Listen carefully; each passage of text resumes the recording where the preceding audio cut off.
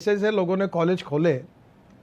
और उनके अभी दिवाले पिट चुके हैं, काफ़ी आपके पास आते होंगे, कॉलेज बंद हो रहे हैं क्योंकि लड़कों की नहीं है। तो मैंने एक प्राइवेट कॉलेज वालों को एक स्कीम बताई कि तुम एक काम करो कि लड़के से और उसके माता पिता से एक एफिडेविट ले लो कि जब पहले अपनी एडमिशन फुल करो तब तक बोलना नहीं, और डेट ख़त्म होने के बाद एक 15 दिन में जिन लोगों को आए उनको बुलाओ और बोलना 20% में एडमिशन देता हूँ, और हर साल 20% फी दे 5 साल, और इंजीनियर बनने के बाद जब तुमको नौकरी लगेगी तो मुझे बताओ, तुम्हारे माँ बाप की गारंटी के साथ एक बॉन्ड लिख के दो, एफिडेविट करके दो कि मैं तुम्हारा पैसा 10% इंटरेस्ट से वापस करूँगा, तो मैं तुम्हारा 20% में एजुकेशन कर देता हूँ। तो बोले इससे क्या होगा? मैंने बोला तेरी सीट तो खाली पड़ी है, तो प्रोफेसर को तो उतना ही तनख्वाह दे रहा है, तो तेरा नुकसान तो हुआ ही है। अगर मैं बोल रहा हूँ इस फार्मूले से, अगर तेरी 50-100 सीटों से अगर समझो ये गाजर की पुंगी है तो 20% तो तेरे को मिल गया। और मेरा अंदाज़ है कि 90% लड़के नौकरी लगने के बाद तुम्हारा कर्जा वापस करेंगे, तो ब्याज से पैसा भी आ गया। तो तुम्हारी पूरे 100% कैपेसिटी अगर गई तो खर्चा तुम्हारे पास 100 लड़के होंगे तो भी उतना तनख्वाह देना है,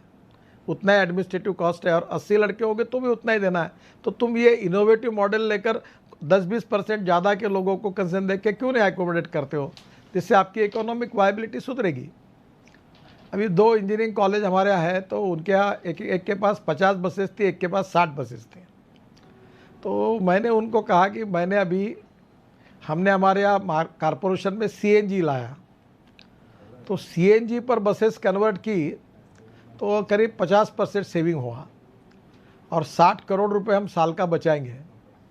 तो अभी हम एलएनजी लाकर उसको कॉम्प्रेस करके बायो सीएनजी करके कर रहे हैं, और अभी हमने कारपोरेशन के पानी से सीएनजी निकालकर हम उनको देने वाले। तो उनको वो एकदम खुश हुए। तो पर उनके पास पैसे नहीं थे, तो मैंने एक एनबीएफसी को कहा कि इनकी डीजल बस का कन्वर्शन अगर सीएनजी में करना है, जो 2-3 लाख रुपए का खर्चा आता है, जो 2 साल में निकल जाता है, तो तुम इनको लोन दो। और वो कन्वर्ट करके उन्होंने बसेस कन्वर्ट की, उनका भी पैसा बचा, 2 समय में निकलेगा, उसकी कॉस्ट बचेगी, और ड्राइवर जो डीजल चोरी करते थे वो भी ख़त्म हो गया। और 1 किलो सीएनजी और डीजल में कम से कम जो एवरेज है मेंटेनेंस कॉस्ट है, इतना फ़र्क है कि डीजल की तुलना में सीएनजी को यूज़ करने में 40% बचत है। अब वही एलएनजी पे किया तो और ज़्यादा है, मेंटेनेंस में भी कमी है। तो धीरे धीरे कहीं ना कहीं आपको इकोनॉमिक वायबिलिटी जो इंटरेस्ट कॉस्ट के साथ यूनिवर्सिटी की, प्राइवेट और ऑटोनोमस यूनिवर्सिटी की है, उसकी भी देखना पड़ेगा। और इसको मैं हिम्मत नहीं करता इसको इंडस्ट्री कहने का, क्योंकि नहीं तो लोग मेरे ऊपर चढ़ेंगे कि ये इन्होंने ऐसे कैसे कहा। पर ट्रूली स्पीकिंग ये कोई भगवे कपड़े पहने हुए साधु सन्यासी थोड़ी है कि जो अपना ट्रस्ट और यूनिवर्सिटी खोल रहे हैं। ये इनके 60% भावना ये है कि एजुकेशन में काम करना,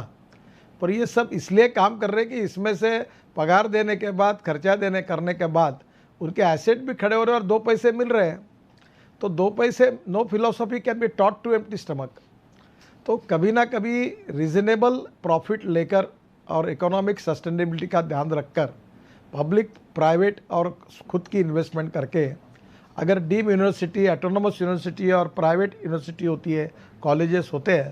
तो निश्चित रूप से उसको सपोर्ट करना चाहिए। और इस बात पर भारत सरकार में भी काम हो रहा है।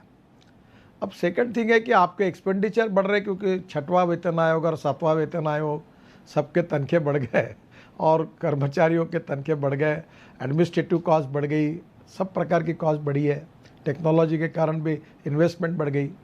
और उतनी फ़ी नहीं मिलेगी, तो ये कैसे चल पाएगा। तो मुझे लगता है कि एक एंगल आपको कहीं ना कहीं सोचना होगा, उसकी जाहिर चर्चा करना कितना उपयोगी है, किस प्रकार से करना, ये आप लोग तय करें कि इन यूनिवर्सिटी का, नहीं तो जैसे हमारे यहाँ एमएसएमई प्रॉब्लम में आई, कोई बिग इंडस्ट्री प्रॉब्लम में आई, वैसे एक दिन आएगा यूनिवर्सिटी भी ये हो गई, सिक हो गई, यूनिवर्सिटी भी प्रॉब्लम में आई, और बैंक कोई किसी के प्रॉपर्टी का ऑक्शन कर रही है, और कोई लेबॉर्ट्री के इक्विपमेंट का ऑक्शन कर रही है और पैसे निकाल रही। ऐसी स्थिति आएगी अगर इकोनॉमिक वायबिलिटी का बैलेंस अगर हमने मेंटेन नहीं किया तो मेरे 2 सुझाव है इसमें से कि एक तो पहला, यूनिवर्सिटी ने इंडस्ट्री के साथ, मेजर इंडस्ट्री के साथ और सरकार के साथ लड़कों की मैन पावर का उपयोग करके उनको जो स्किल्ड एंड प्रैक्टिकल ट्रेनिंग देने के लिए कुछ काम अगर वहाँ करेंगे तो इंडस्ट्री वालों को अगर एक व्यक्ति को अगर 40,000 रुपये तनख्वाह देना है, इसके बजाय ट्रेनिंग करके कोई लड़का 10,000 रुपये स्टाइपेंड पर अगर एक 8 महीने काम करता है तो उसका भी सेविंग होता है, तो उसको भी प्रैक्टिकल ट्रेनिंग मिलेगा उसका। इस टाइप की विन विन सिचुएशन की बहुत सी स्कीम्स निकल सकती है। जैसे अभी आपने ऐसा निकाला कि जितने सिविल इंजीनियर्स हैं और जो रोड में जाना चाहते हैं या बिल्डिंग में जाना चाहते हैं, तो हम NHAI में ऐसी स्कीम निकाल सकते हैं कि हर कॉन्ट्रैक्टर अपने यहाँ जितना काम का वॉल्यूम होगा उसमें कम से कम जितने परसेंट में इतने इंजीनियर्स, ट्रेनी इंजीनियर्स रखें। और जो ये भी कर सकता है कि वहाँ के कॉलेज से वो 6 घंटे 8 घंटे काम करेंगे और उसके लिए उनको स्टाइपेंड के रूप में 6,000 8,000 भी मिलेगा और उनको प्रैक्टिकल ट्रेनिंग भी उस प्रकार का मिलेगा। तो स्वाभाविक रूप से उसके लिए भी थोड़ा फ़ायदा होगा,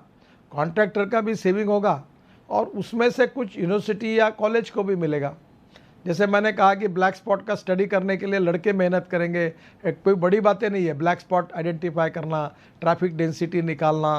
कर्व्स कौन सी कठिन है, पेड़ कहाँ आया है। आजकल हमारी वो सिस्टम आई है कि आप गाड़ी में डालकर पूरे दोनों बाजू में क्या है, अतिक्रमण कितना है, सब निकाल सकते हैं। कोई बड़ा जॉब नहीं है ये। पर इंजीनियरिंग जैसे कॉलेज जैसे करेंगे तो हम लोग उनको पैसा देंगे पर किलोमीटर, तो ऐसे कुछ तोड़ना पड़ेगा। तो मुझे सबसे बड़ी चिंता ये कोरोना संकट के बारे में, और आज जो आया इसके बाद इकोनॉमिक वॉर है, और इसमें सबसे बड़ा संकट लगता है कि हमारे एजुकेशनल इंस्टीट्यूशन की इकोनॉमिक वायबिलिटी अगर धोखे में आएगी और ये इसमें अगर पेइंग कैपेसिटी हमारे लोगों की नहीं होगी और फीस अगर नहीं मिल पाएगी और पगार देने के लिए पैसे नहीं रहेंगे तो ये भी सेक्टर प्रॉब्लम में आएगा। और सरकार की इतनी तो अच्छी स्थिति नहीं, अब तो हर व्यक्ति प्रॉब्लम